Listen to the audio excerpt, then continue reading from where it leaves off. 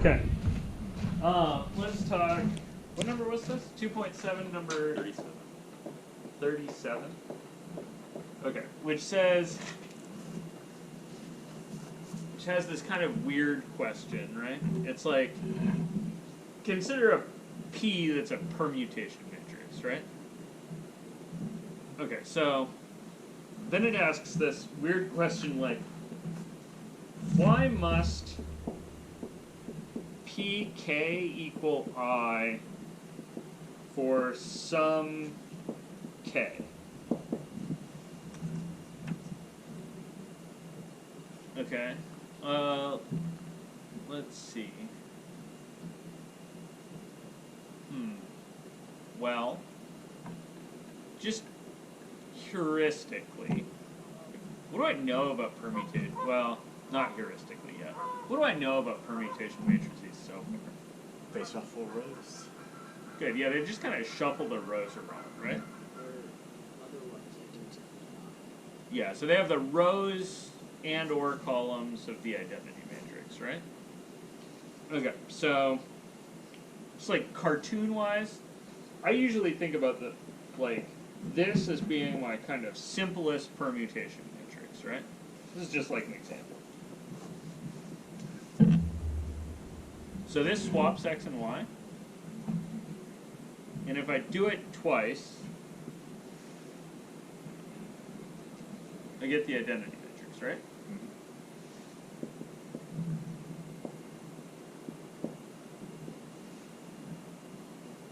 Well, shit, it held in one case. It's got to be true, right? No. Damn it. We could throw a 3x3 at it. Do I do it in n cases? Thankfully, no. I tried to do it. Yeah, so let's kind of think about the thought process here. So, why is this happening? Like, why is it that when I square this row exchange matrix, I get back to the identity? Would it be... No, sorry, is it? Okay. Since it swaps the rows around, when it swaps them to... Yeah, so if I have one of the row exchange versions of a permutation matrix, right? If I do it to itself, I get back to the identity, right? So if I have like Pij, right, being the row exchange ij matrix, I know that Pij squared is going to be the identity. Does that make sense? Okay, and then what else do I know about permutation matrices? They're not always the simple row exchange. Good, yeah, they're not always simple row exchange, right? I've got those kind of cartoons of the tape, right? Where I, like, take x, y, z and shuffle it up and then wrap the x around, or where I shuffle it down and wrap the z around. Those are kind of the cartoons in my head for non-row exchange permutation matrices. So let me look at one of those for a second. So let's see. So the one that does x, y, z goes to y, z, x. Right, so the shuffle up and wrap. Do you guys have the matrix for that handy? 0, 1, 0. 0, 1, 0. 0, 0, 1. 0, 0, 1. 1, 0, 1, 0. Okay. Cool. Let's see. So if I do that again, right? So if I square it,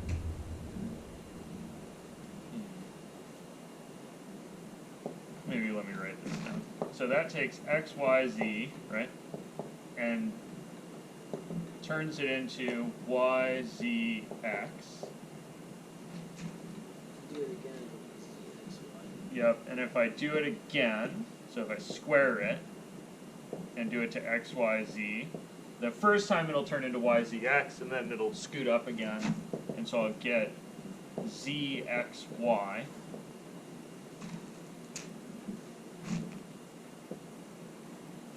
Okay, and then if I cube it,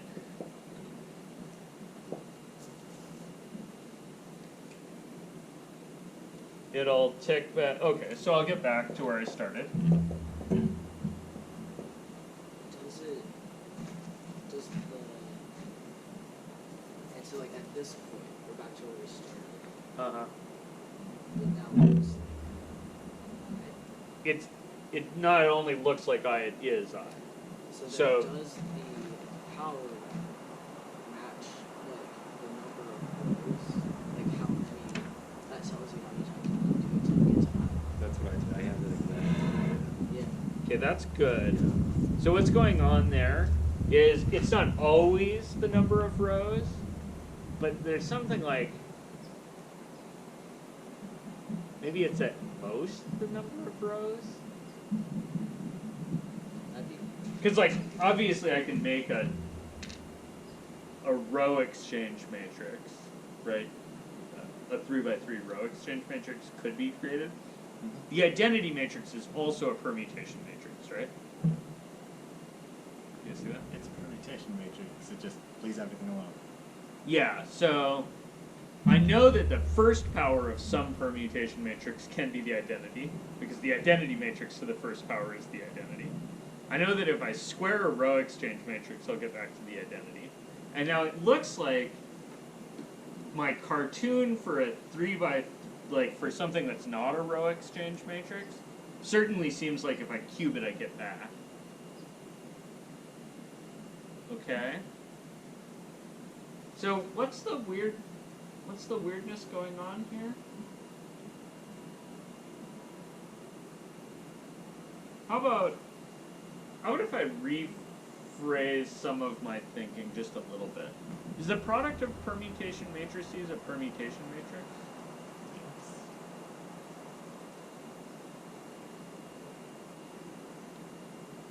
I don't know what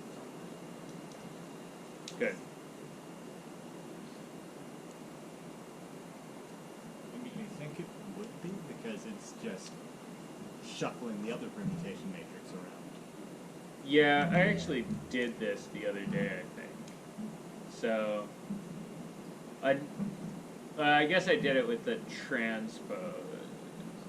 We considered a product of two permutation matrices, one being a permutation matrix and the other being its transpose, and found out that the transpose is the inverse. You guys see that? Yeah. Like, that's something we also know about permutation matrices. We know that P transpose is P inverse. And each time you square it, that's just a part. Raise it to the it's just a product. That's permutation matrices. Yeah, when I think about what's going on there, I think that the rows and columns are identity matrix stuff, right? I think if I take two permutation matrices and multiply them together, I probably get a permutation matrix out of it.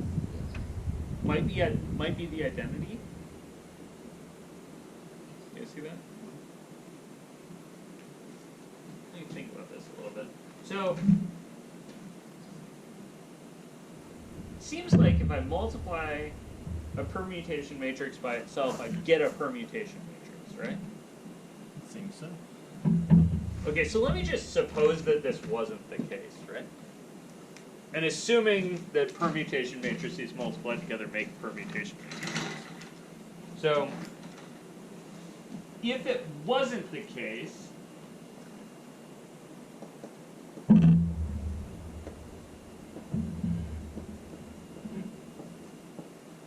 right?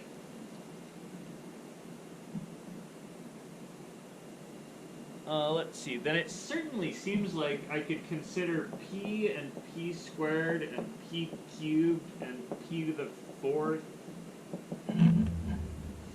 right? I could consider all of these.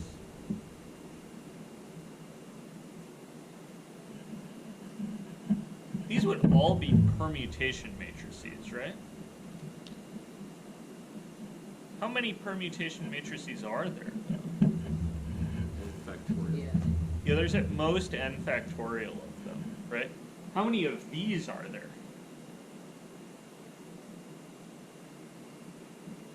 Infinitely many. Infinitely many? How does infinitely many compare with n factorial? And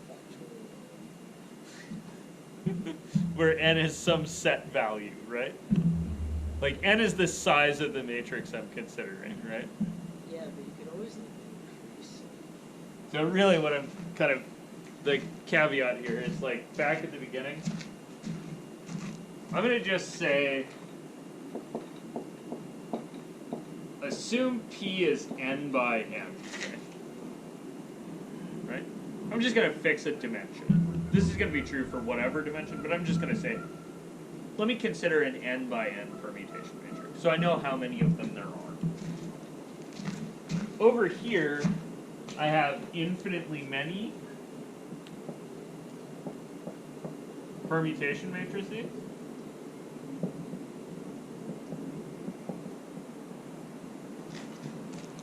But there aren't infinitely many permutation matrices, right?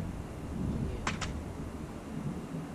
There are only n factorial of them. So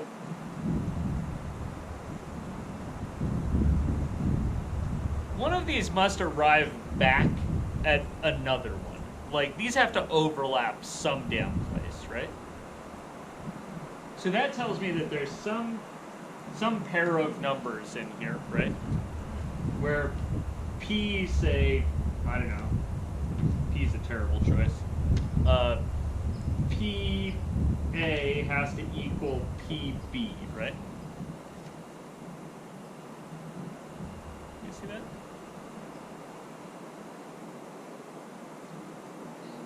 But these matrices have inverses, right? You see that? So that would tell me that PA minus B. Uh-oh, wait, that's weird. I don't know they're their own inverses, right? Let me maybe do this. I know that I could invert PB, right? It's got an inverse. So I could do something like this.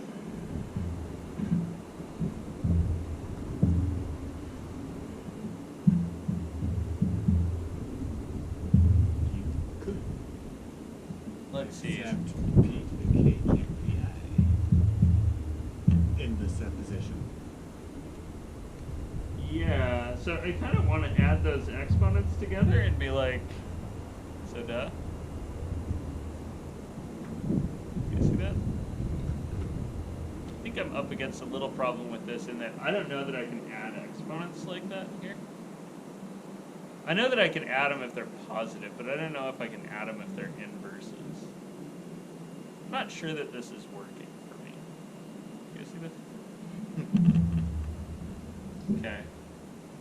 So I know that eventually they'll loop back to themselves. That's kind of what I think is going on here. I think like, okay, so if I start with a permutation matrix, and I square it, and I don't get back to the identity, then I went somewhere. That's fine. Like, there's somewhere to go. If I row exchange again, or not row exchange, but if I permute again, I get somewhere else. I really want to say that eventually I have to get to the identity matrix. You guys see that? I'm up against a little something, and then I'm not totally sure that any one of these, just because there are infinitely many permutation matrices here, I'm not completely sure that I'm going to get back to the identity matrix. I'm sure I'm going to get to something.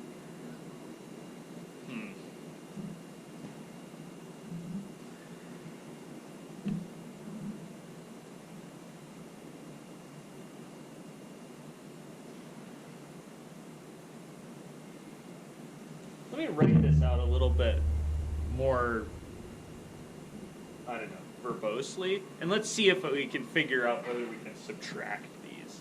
I think I have a good justification for subtracting, but I want to like be really careful and write it down without lying to you guys. So let me just assume that A is bigger than B. You guys with me on that? There's this funny statement called, or this funny word that we use sometimes called W-log. This means without loss of generality. Like either A or B is bigger, right? if B is bigger, I would just rearrange this equation so the bigger one was on the left-hand side. Does that kind of make sense? So I'm just going to, without losing anything, assume that A is bigger than B. You guys with me? So I've got here, on the left-hand side, I've got permutation matrix multiplied by itself.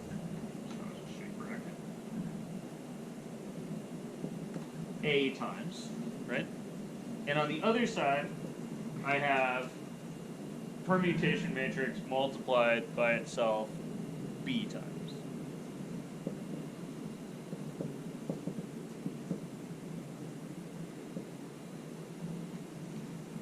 Okay, so now I know that these things have inverses.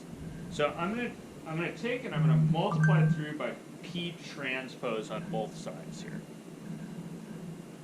With me? Okay, so I'm going to have P transpose P's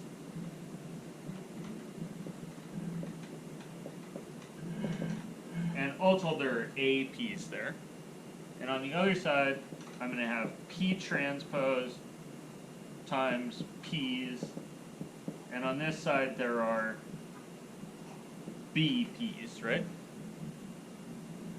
Okay, so now this first pair, P transpose and P, those are inverses of one another.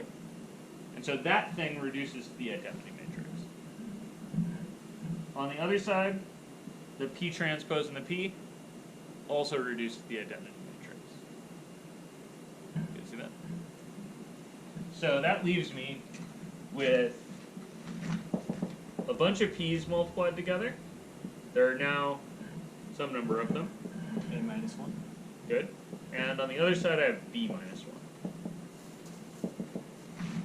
You see that? Okay, I totally can subtract. I'm going to multiply by P transpose B minus 1 times both sides. On the right-hand side, I'll end up with the identity. And on the left-hand side, I'll have P's multiplied together still. And there will be a grand total of,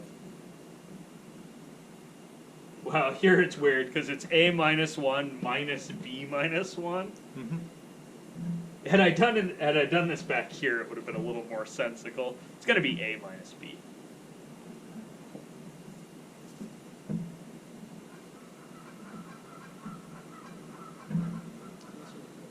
Cool. I still don't know which power it is. You see that?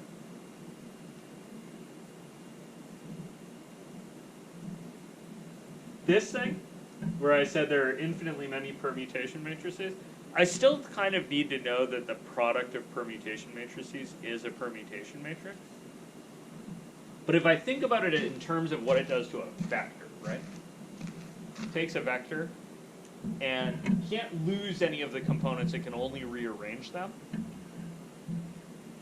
If I rearrange things again, it's still a rearrangement. Okay, see that?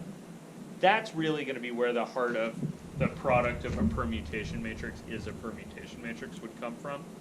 Unless you want to get nitty and gritty with rows and columns, which you could do. I'm not going to do that right now. Because I think the heuristic of, look, dude, it takes vectors and rearranges their components. If you shuffle components and then shuffle them again a different way, it'll still be shuffling. That argument is pretty valid to me. And if you shuffle enough times, you'll end up right back where you were. Yeah, and that's really what the heart of this is. It's just like, there's only so many ways to frickin' shuffle the components of this. If you keep reshuffling them in the same way, eventually you'll get back to what you started with. So the other part of this question is what? Provide a... I think it's provide a matrix where... Provide a 5 by 5 that takes... 6? Yeah. Provide a 5 by 5 so the smallest power is 6. Okay, so I lied about. Seems like I probably lied about the power here. Maybe. It's possible. I said probably in an n by n matrix, n is the biggest thing you can come up with. This says that's not the case. Or it could be asking you to prove that it's not possible. So it might No, still it's be not the something. case. I said that when I was thinking about tapes, but tapes aren't the only way to do this. So if I thought about the 5 by 5 tape matrix, right? And what I mean by that is the one that takes x1, x2, x3, x4, and x5 and turns it into X2, 3, 4, 5, 1. perfect x2, x3, x4, x5, x1. So this is the kind of up tape matrix. Could we This one, how many times does this take to get back to the identity? So if I call this, say, PT for P-tape. Yeah, this one takes 5 tries. So PT to the 5th is the identity matrix. Shit. I'm supposed to come up with a 6. So this is what's called a simple cycle. What's going on here? This is just like everything moves all together. That's a simple cycle. Row exchanges are a simple cycle. Right, they're a 2 cycle. They take 2 shots to get back to themselves. This is what's called a 5 cycle. It takes 5 to get back to itself. So just thinking, could you perhaps flip 2 of the rows in the tape up to get a more complex cycle? Good. So let me construct that matrix. So I'm going to swap 2 things. So we're going to swap the first and second thing.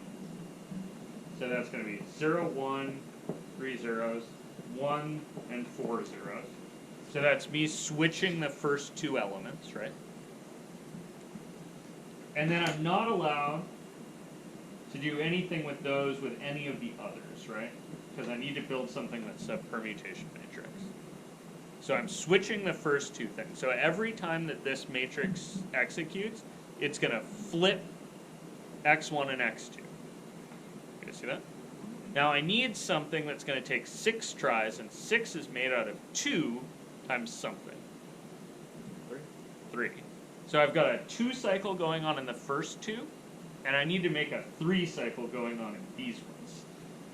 So you guys got your 3 cycle handy?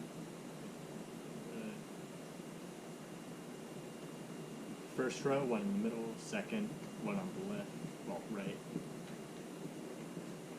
And then 1 in the only place it can't go. Perfect. Notice, this little matrix is the row exchange. One from over there. And this matrix is the 3 tape. So now by the kind of fun thing about this, right, is that this top block gets back to itself every second iterate. So this is going to look like the identity matrix when I have powers that look like, well, like Multiples of 0, 2, 4, 6, right? Mm-hmm. And this thing's going to look like the identity matrix only on the multiples of 3. So the maximum number you can get for n kind of depends on the factors of n, which is cool. So I think this is the best you can do with 5 by 5. Because you can make a 2 cycle and a 3 cycle, or you could, I said factors, it depends on the decomposition. You could make a 4 cycle and a 1 cycle, you could make a 5 cycle, you could make a couple 2 cycles. Yep. I think a 2 cycle and a 3 cycle is the best you can do for this. You guys understand what I mean when I'm saying cycles? The power you're raising it to? Yeah, kind of. I'm thinking of that little piece of it coming back to the identity, right? So for x1, x2, they're switched, and then they're back, and then they're switched, and then they're back, and then they're switched, and they're back. Whereas the other one is up, up, back, up, back, up, back. Right, so it's a 3-cycle. There's a cool, did I tell you guys about the Futurama theorem? No? Briefly mentioned. So there's this kind of concept of cycles appears in an episode of Futurama where they all get brains swapped back and forth with each other. And if you make a machine that switches people's brains, right, so body swapping is sometimes so if you make a machine that switches people's brains, it needs to necessarily be a one-way machine. Right, because otherwise if you both grab the handles, you just keep switching back and forth and it'd be random when you let go. Right, assuming magic, instantaneous brain transfer. Like, so obviously it needs to go one direction. And then if you aren't an idiot, you build into it the and no backsies. Right, so the machine keeps a record of who it switched and then disallows switch backsies. Because obviously you as the evil genius who created this thing, you want to get somebody else's body. And you don't want them to be able to switch you back. Duh. So the theorem is this kind of cool thing about no matter how many people get switched together, you can always unswap them using 2 extra people at most. Actually super cool. It's proven in the show. There's a big whiteboard that one of the Harlem Globetrotters writes on this big ass whiteboard.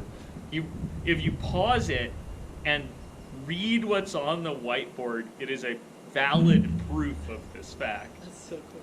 And if you look up the Futurama brain swapping theorem, there is a proof by a guy who worked on the show of the same theorem but in a different way. It's really cool. There's a proof. He came up with 2 proofs, one he published and one he put on the screen. It's super rad. That's so neat. But you can understand that from the perspective of kind of permutation matrices and cycles. It's not usually phrased that way. It's usually phrased using a cycle notation that's a little bit different. But it is this stuff. So you could say something like, no matter what power of a permutation matrix you have, you can always get back by kind of increasing the dimension by 2. You'd have to figure out how no backsies works, right? Which is kind of the concept of like simple row exchanges are disallowed. But it's cool. It's all in there.